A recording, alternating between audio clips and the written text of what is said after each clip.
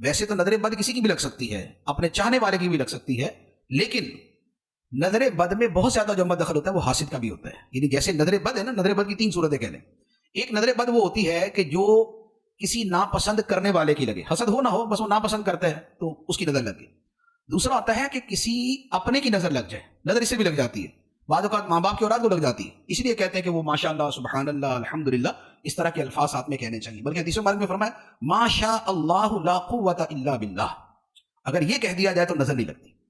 جب کچھ اچھی لگے، کسی کی گاڑی ہے، کسی کا کاروبار ہے، کپڑے ہیں، کوئی اور خوبی ہے، تو دیکھ کے وہ ما شاء اللہ، ما شاء اللہ لا قوت الا باللہ، اتنا پڑھ دیں گے تو نظر نہیں لگے گی.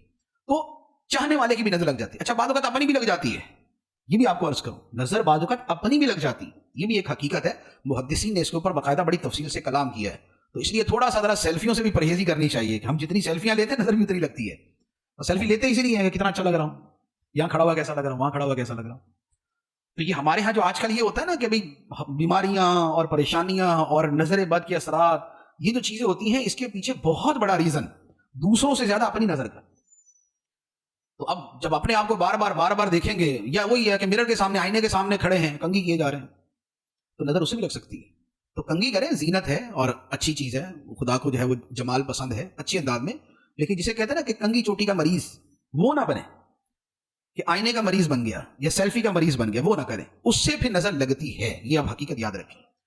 اچھا، تو دوسری نظر کی صورت ہوتی ہے کہ کسی چاہنے والے کی نظر لگ جائے. تیسری نظر ہوتی ہے حاسد کی نظر. حاسد کی جو نظر ہوتی ہے، یہ پہلی دونوں نظروں سے زیادہ خطرناک ہوتی ہے. علماء نے اس پر فرمایا ہے کہ نظر اصل میں لگتی کیسے ہے. انسانی آنکھ سے جو شعاعیں نکلتی ہیں، ان شعاؤں کے اندر زہریلا پن بھی ہوتا ہے. آنکھوں سے نکلنے والے شعاؤں کے اثرات کا تو سب سمجھتے ہیں نا، محبت سے دیکھیں تو اس کا بھی پتہ چل جاتا ہے، نفرت سے دیکھیں تو اس کا بھی پتہ چل جاتا ہے. اور اس میں ضروری نہیں ہوتا کہ بقیہ پورا چہرہ دیکھیں تو پتہ چلے، نگاہوں کی جو شعاع ہے وہی بتا دیتی ہے کس نظر سے دیکھ رہا ہے. ٹھیک. تو اب کیا ہے کہ جب انسان حسد کے ساتھ کسی کو دیکھتا ہے تو جو اس کے دماغ کے اندر زہر پیدا ہوتا ہے، وہ اس کی ان شعاؤں کے ذریعے سامنے والے پہ اثر کرتا ہے، اور یہ اس کو جو ہے وہ نقصان پہنچاتا ہے. تو اس لیے حسد والے کی جو نظر ہے یہ بھی بڑی شدید ہوتی ہے. اس لیے فرمایا گیا کہ اپنی نعمتیں چھپا کر حاسدوں سے بچو. بلا وجہ ہر ایک کے سامنے جا کے اپنے کاروبار کی باتیں یا اپنے پیسوں کی باتیں یا اپنی اونچی اونچی باتیں یہ نہیں کرنی چاہیے. خاص طور پہ جو محروم آدمی ہے، ایک ہے کہ ایک کاروباری دوسری کاروباری کے سامنے بات کر رہا ہے، وہاں بھی تھوڑی احتیاط چاہیے. ایک یہ ہے کہ اس کے سامنے بات کر رہا ہے کہ جو بالکل محروم ہے، کہ جو نگاہ حسرت اور نگاہ حسد ڈال دے گا، اس سے بچنا چاہیے. پچھلے زمانے میں علماء کیا فرماتے تھے کہ بازار سے کھانا خرید کے نہ کھاؤ، کھانا گھر کا ہونا چاہیے. اب تو ہمارے زمانے کا کلچر ہی چینج ہو گیا، تو اب تو وہ والی باتیں کرنا بھی بڑا عجیب لگے گا کہ یار باہر سے نہ کھانا کھائیں. ہمارے تو گھر میں پکتا ہی نہیں، ہم تو 3 ٹائم کا باہر سے کھاتے ہیں، صبح کی پوری باہر سے ہے، رات کے برگر پیزا باہر سے ہیں. تو لیکن علماء پہلے کیا فرماتے تھے کہ باہر سے نہ کھاؤ. اس کی وجہ کیا تھی؟ اس کی وجہ یہ تھی کہ باہر جب چیزیں بن رہی ہوتی ہیں، پک رہی ہوتی ہیں، تو وہاں گزرنے والے وہ بھی ہوتے ہیں کہ جو خرید سکتے ہیں یا خریدتے ہیں، اور وہ بھی ہوتے ہیں جو صرف حسرت سے دیکھ کے گزر جاتے ہیں.